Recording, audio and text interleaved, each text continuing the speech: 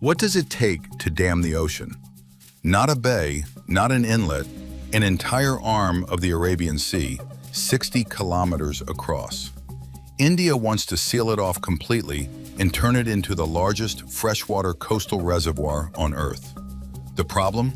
This stretch of water is shaped like a funnel, squeezing every incoming tide into a smaller and smaller space, until it swings by up to 11 meters twice a day. One of the most extreme tides on the planet, and this coastline has already seen what happens when a dam fails. In 1979, a collapse near Morbi killed as many as 25,000 people, the deadliest dam failure ever recorded. That dam held back a river. This one has to hold back the sea itself. So how do you build something this ambitious without repeating history's deadliest disaster?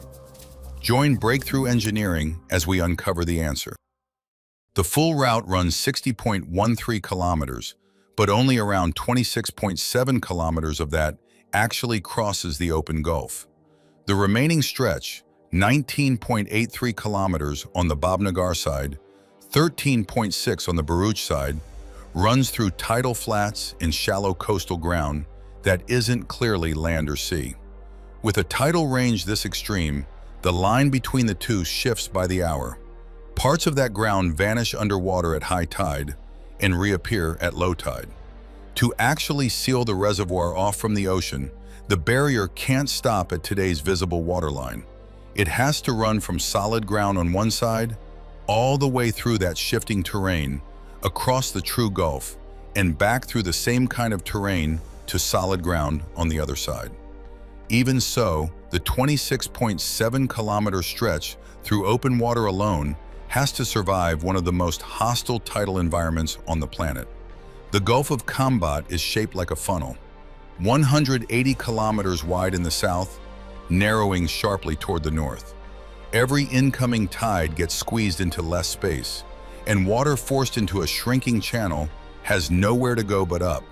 That's why this gulf produces one of the highest tidal ranges on Earth, between 8 and 11 meters, twice daily. Most coastlines see tidal swings of just 1 to 3 meters. Twice a day, that surge drags tearing currents through the Gulf, currents strong enough to move huge volumes of seabed silt with them. A wall built here has to survive forces several times stronger than almost any sea structure ever engineered. And it has to do it while resting on foundations that shift with every tide, in a zone that's also seismically active. So why build here at all, in one of the most hostile stretches of coastline on Earth? This idea is not new. It first surfaced in 1975 as a plan to harness tidal power in the Gulf. A feasibility study in 1988 and 89 confirmed it was technically possible, and by 2004 the government had started spending real money on studies. For decades, Kalpasar stayed exactly there, too ambitious, too expensive, too difficult to greenlight. The logic behind it, though, never changed. Instead of letting river water vanish into the salt water of the Gulf, intercept it before it ever gets there. In its current, most solid configuration, the reservoir would cover about 1,600 square kilometers and store 7,807 million cubic meters of water. Older, larger versions of the plan put that figure as high as 13,000 million cubic meters. The project has been scaled and rescaled for decades. For comparison, the Sardar Sarovar Dam, India's largest, holds 9,460 million cubic meters. Kalpasar sits in that league, but it would be the first project of its kind built as a barrage across an ocean inlet rather than a river valley.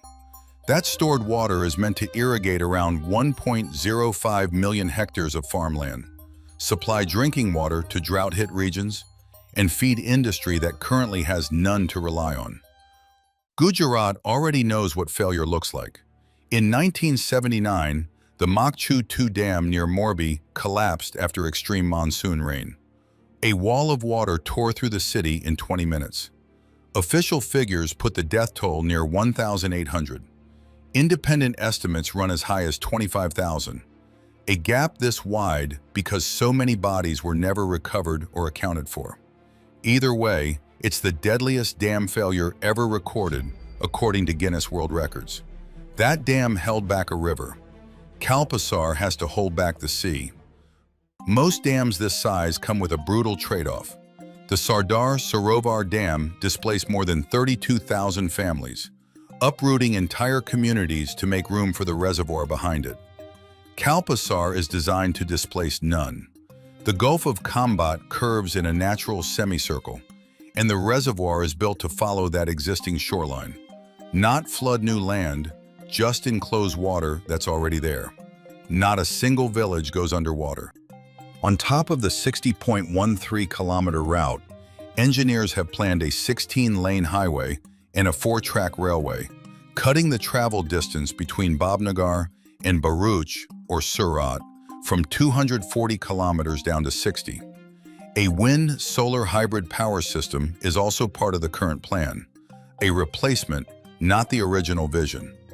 Tidal power turbines were part of the concept back in 1975, but planners cut them from the proposal in 2017. In May 2026, Indian Prime Minister Modi traveled to the Netherlands and signed a letter of intent for technical cooperation between India's Ministry of Jal Shakti and the Dutch Ministry of Infrastructure and Water Management.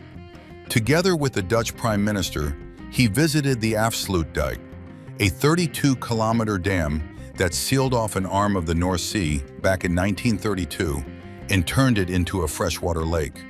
The parallel to Kalpasar is almost exact. Close off a saltwater bay, convert it to freshwater, protect the land behind it. But Kalpasar's route is nearly double the length of the Afsluitdijk, faces dramatically higher tides, sits in an earthquake zone, and has to survive tropical cyclones the Dutch never had to plan for. There's no funnel effect at the Afsluitdijk, no double-digit tidal swing, no monsoon season to design around. It's the Afsluitdijk concept, doubled in scale and dropped into a far more hostile environment. Sealing this reservoir creates problems that don't show up in the blueprints. The Sabarmati and Mahi rivers rank among the most industrially polluted in India, and trapping that water behind a dam doesn't clean it, it just holds it in place. The Gulf also supports a significant fishing industry, and a barrage this size would change salinity, block fish migration, and reshape the entire coastal environment. A review committee has already deferred earlier versions of this proposal and demanded further study before signing off. The price tag now sits at 1.33 lakh crore rupees, about $14 billion. Officials are targeting a May 2028 start and an end of 2035 finish. Independent estimates put the real number closer to 15 years. Nobody has sealed off a stretch of ocean quite like this before.